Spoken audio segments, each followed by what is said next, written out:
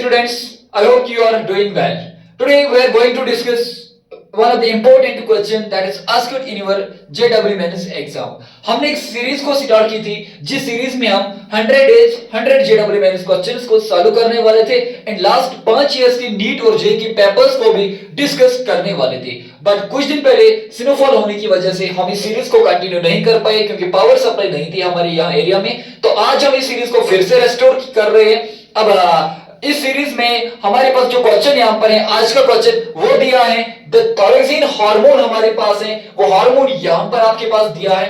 आपको क्या बोलना है, the percentage of iodine in thyroxine is. इसमें आपने परसेंटेज नियरेस्ट इंटीजर में बोलना है। अब सिंपल क्वेश्चन को समझ लीजिए, हमारे पास क्या है, एक हार्मोन दिया है। असल में क्वेश्चन ये है, ये छोड़िए इस लैंग्वेज को, क्वेश्चन पे फोकस करिए।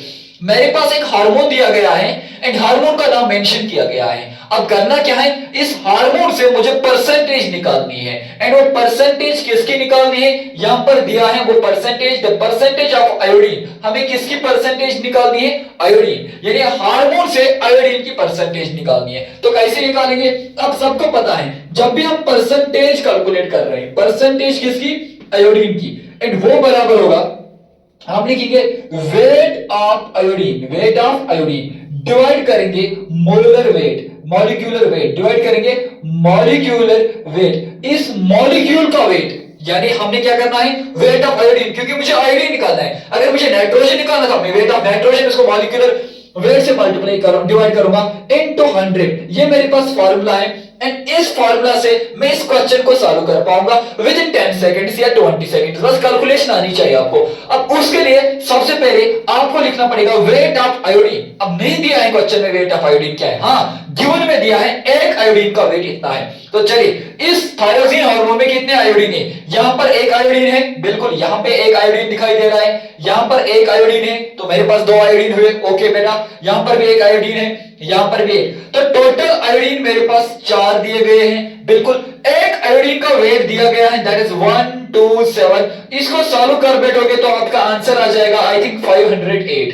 तो इसका मतलब आयोडीन इतने, आयोडीन का वेट 508 है। इस मॉलिक्यूल में, इस ये जो हार्मोन हमारे पास दिया है, इस हार्मोन में जो आयोडीन का वेट आ रहा है that will be 508। But total weight कितना आ रहा है इसमें, अब टोटल वेट कैसे कैलकुलेट करें, सबसे पहले इसमें लोकेट करेंगे इसमें कितने कार्बन है, 1 2 3 4 5 6 7 8 9 10 11 12 13 14 15। तो इसमें मेरे पास जो कार्बन है वो 15 है। कार्बन कितने हैं इसमें, 15। हाइड्रोजन की बात करेंगे, इसमें हाइड्रोजन कितने हैं जरा चेक करिए, 1 हाइड्रोजन, 2 हाइड्रोजन, 3 हाइड्रोजन, अब 4 हाइड्रोजन, 5 6 7 8 9 10 11। इसमें हाइड्रोजन मेरे पास 11 है। ओके मेरे बेटा ऑक्सीजन कितने हैं इसमें, जरा ऑक्सीजन को चेक करिए ना, how many oxygen are present in this hormone, 1 oxygen, 2 oxygen, 3 4। तो ऑक्सीजन मेरे पास 4 है। तो कार्बन भी आपने देखा, हाइड्रोजन भी देखा, ऑक्सीजन भी देखा, और क्या है इसमें, नाइट्रोजन। अरे नाइट्रोजन तो इसमें सिर्फ 1 है। अरे इसमें आयोडीन कितने हैं, अभी तो आपने देखा इसमें आयोडीन 4 है। अब एक कार्बन का मास कितना है, 12, बिल्कुल। एक हाइड्रोजन का मास 1 आता है, इसको सॉल्व कर दीजिए। एक ऑक्सीजन का मास 16 है, तो लिखिए। अब एक नाइट्रोजन का मास 40 है, 40 से मल्टीप्लाई करिए।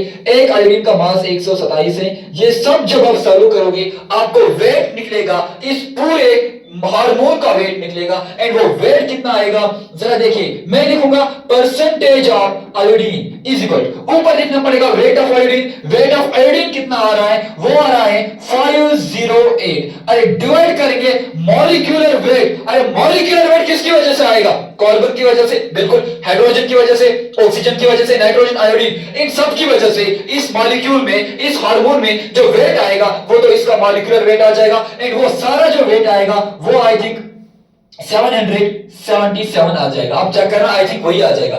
चलिए हम ट्राई करेंगे कितना आ जाएगा। अब ये 127, ये आ रहा है आपका 508।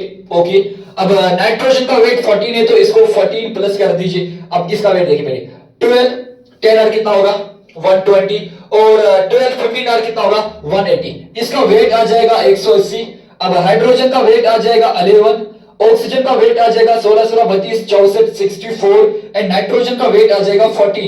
इन सबको सम करिए, इसको सम करिए, जरा ट्राई करिए। मेरे पास कितना है 508 अब इसका वेट कितना है 180, इसका वेट कितना है 64, इसका वेट 11, इसका वेट 14। अब सम करिए, देखो 8 4 12 13, 13 4 कितना 17, 7, यहां एक कैरी हो गया, ये तो आपको आ रहा है। 8 1 9, 9 6 गए 15, 15 10 गए 16, 7, ओके, यहां पर एक आ गया। अब ये बन गया 5 6 7, I think 7 7 7 is exact answer. Okay, तो यहां पर हमने वेट निकाला, इसके अकॉर्डिंग आपण calculate weight. What is further step करून जुतीचं वेट कैलकुलेट करू, ठीक। अब इसको मल्टीप्लाई किससे करेंगे, हम इसको मल्टीप्लाई 100 से करेंगे, बिल्कुल। एंड इसको जब आप सॉल्व करने बैठोगे, percentage of iodine is equal 508 divide by 777 into 100, ये सॉल्व करने के बाद परसेंटेज ऑफ आयोडीन जो है वो अप्रोक्सीमेटली 77% आएगा।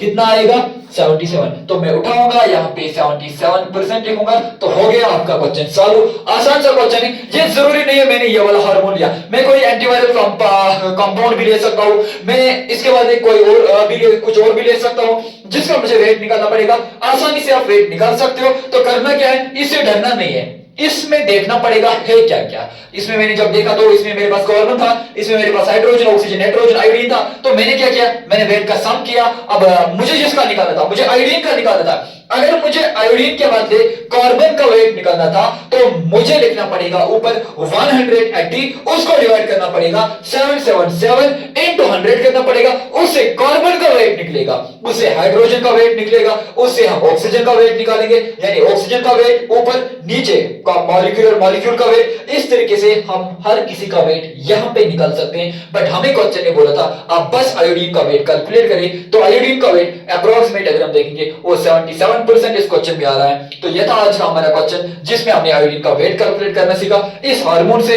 ये परसेंटेज कंपोजिशन के बेसिस पर आराम से इन क्वेश्चंस को आप करेंगे।